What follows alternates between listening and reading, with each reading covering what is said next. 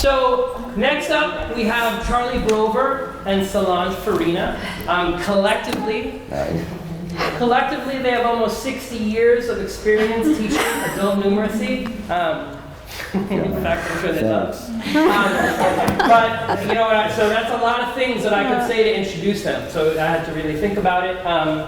But I think the way that I know them is how I've chosen to introduce them. I first met them through the Math Exchange Group, which is a teacher circle, which was teachers coming together to understand and think and do math with a focus on problem solving. They inspired a generation of teachers in New York City, myself being one of them, so thank you guys for that. They were also a really good model for me, especially in my beginning years. They were a very good model for people who were smarter than me, who were genuinely interested in things that I had to say about things that they knew a lot about, which was a gift that I didn't fully appreciate, but is a gift. We don't have that as much. And so they were that for me and many people. Now we all talk about that as our founders. They've also been they have had a career dedicated to focusing on numeracy in adult education and social justice. So their statements. Solange, English is the 4th language she learned as a kid. She has dived with hundreds of sharks. And she was offered and refused a job as a makeup artist for Madonna's True Blue tour. Charlie was gassed by the police at the Chicago Democratic Party convention in 1968. He won the men's singles tennis championship in the Manhattan Leagues, and he became a Mets fan when he moved to New York City. Ladies and gentlemen, put your hands together for Charlie and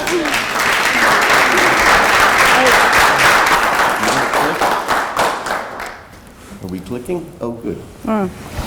Okay, so we know that high-stakes assessment tends to drive instruction. There's a sort of Gresham's law of assessment that holds that bad assessment drives out good instruction. It's our contention that the Common Core aligned HSE tests are very bad assessment, particularly in mathematics, where the tests have undermined the most fertilizing and productive problem-based kind of instruction. They've constrained professional autonomy and generally hurt the intellectual development, I believe, and even the mental health of our students.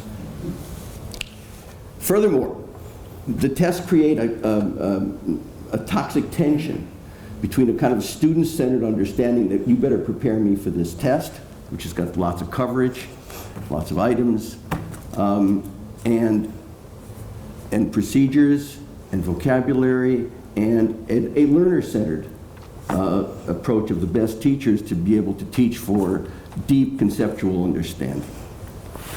So there we go. That's my Passover slide. So the rationale for the HSE test reflects a widespread and pernicious myth, now weaponized by the Common Core, that when it matters of assessment, harder is better.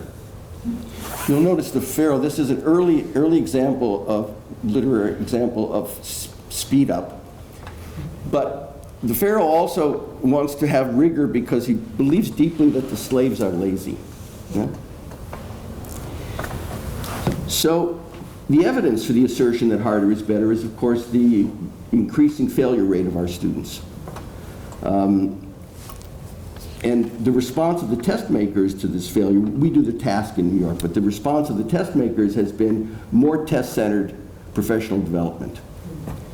And the question that Solange and I want to pose is this: do the Common Core aligned tests also fail to support the education of our students? So here we go. This is the pass rate. This is the sad experience of the task in New York State. In 2014, it replaces the old GED, which we look upon fondly, is replaced by the task, and the number of adults obtaining their high school diplomas fell by half. Hit that one. Mm-hmm. Here, students aren't even taking the GED. ones taking G fell by 46%. Do it another one, we only have 10 minutes.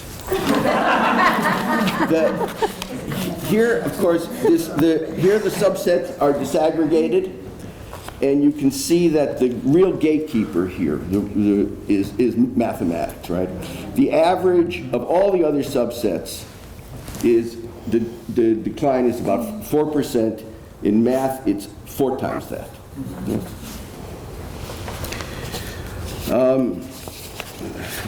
Here. Okay. So the problem is, I think that sort of the bureaucrats and the psychometricians and the publishers, I don't think they know our students. And I sometimes think that they don't appreciate the powerful lessons inherent in these tests that are anti-educational and authoritarian ultimately. So whereas we're, there's Cynthia and listening, people are talking about how to, create these wonderful classes where we're teaching to build mathematical thinkers, to develop, so our students can, for instance, see a new situation and know how to handle a quantitative situation they've never seen before, the kind of deep mathematical thinking that takes.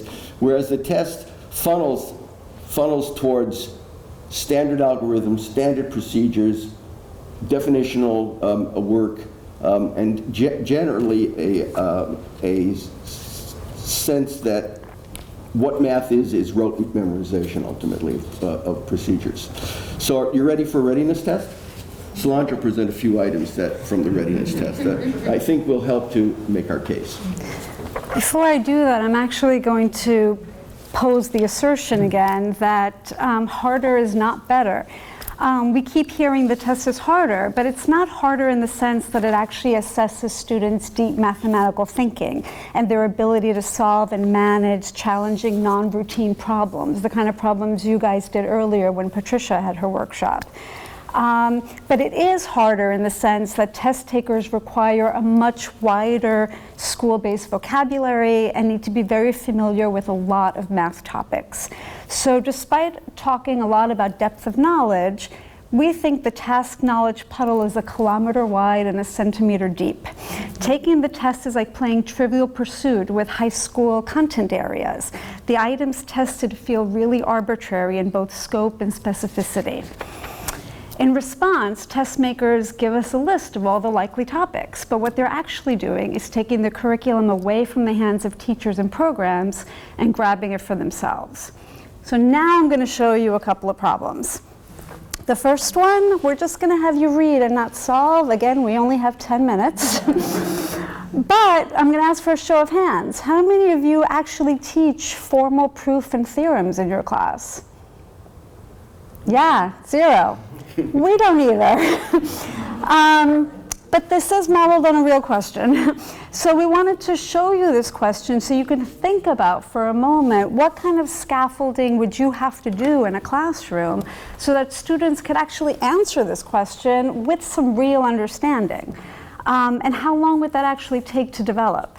And we assert that that kind of understanding, you can't cover that in test prep.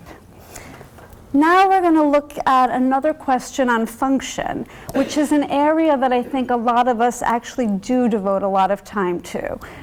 Presumably, we teach students how to look for patterns, do input-output, X and Y tables, think about linear relationships, quadratic functions. We ground their algebraic thinking on generalizing and modeling. So with that in mind, what's the answer? What do you guys think? What do you got?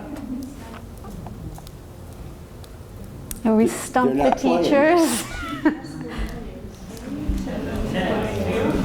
10. Who said 10? You got a 10. Everybody have a 10? That's very mathematical, and now we're going to ask you to be more definitional. I heard another answer. 22. Yes, it's both. They're asking you for 2 possible values.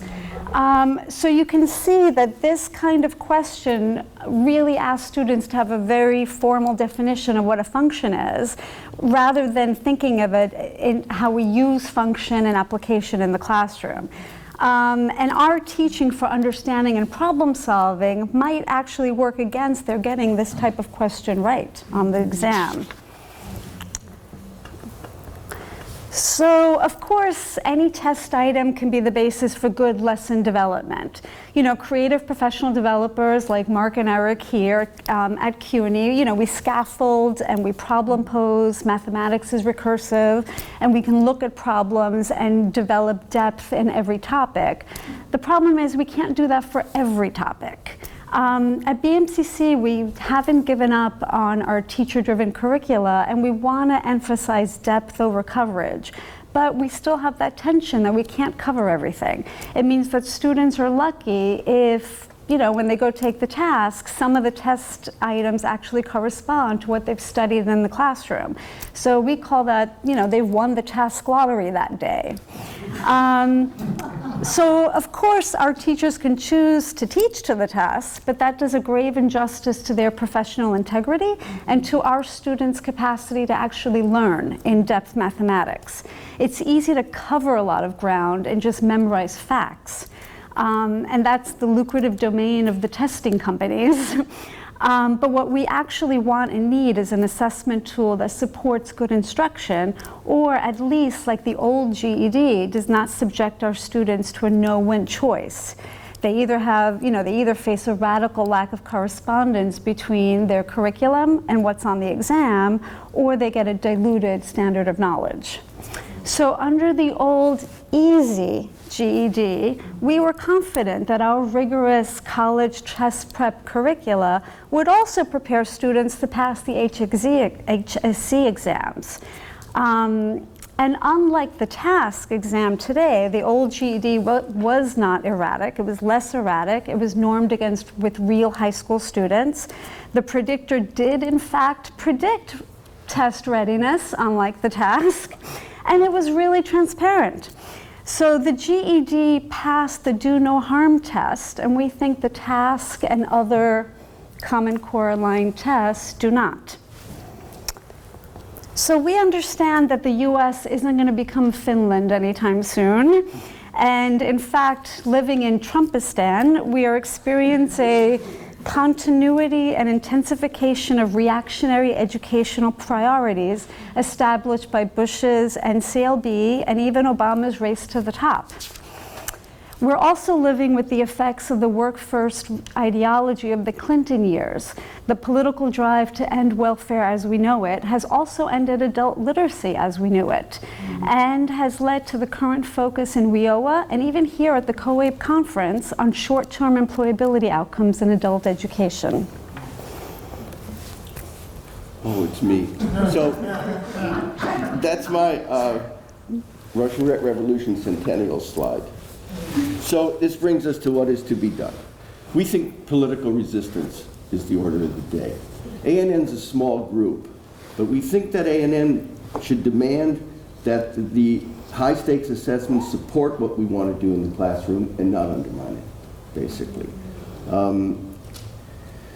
We think that some of the considerable expertise in the organization and both mathematically and pedagogically could be used to debunk some of what's in that test, and that we can take, that ANN could, if it chose, take a public position, saying that there's something fundamentally wrong with the way, with this test. And I think right now some institutional history, to some of you may be new to ANN, we're not. We entered, as Mark said, as members of the New York City Math Exchange, a bunch of us. And when we entered ANN, we were frankly suspicious of the title. We were worried about what numeracy meant. We didn't like the word much. And what we worried about was that it implied an undemocratic two-track kind of mathematical education, that there would be real math for the elites and something called numeracy for the marginalized folks that we taught. And we used to argue about it with Mary Jane Schmidt and Myrna Manley, founding members who we miss dearly. So we used to argue with them a lot over this, over drinks.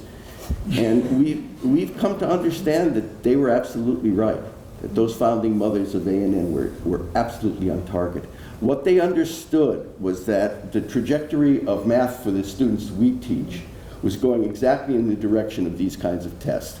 Lots of symbolic manipulation, lots of procedures and rote memorization and a sterile understanding of what mathematics was. And what they wanted to do was struggle for a mathematics that would be problem-based and it would be relevant to students' lives.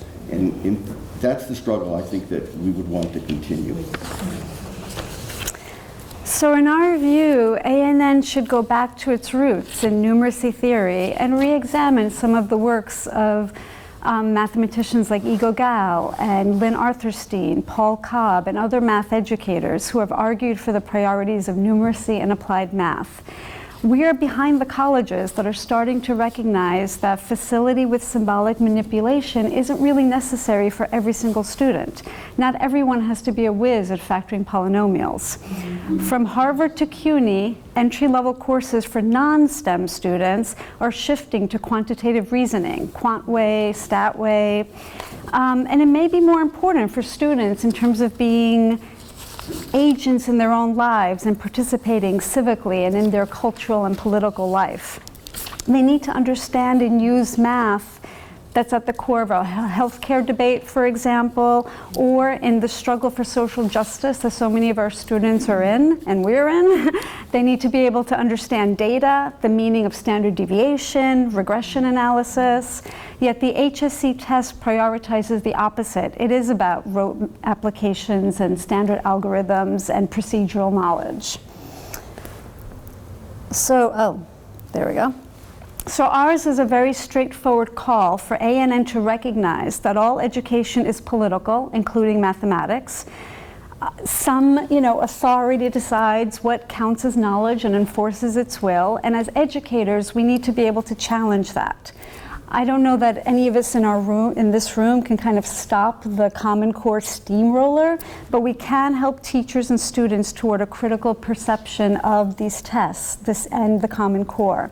At the very least, we should stand up to the test makers and help our students stop blaming themselves for failure. Thank you.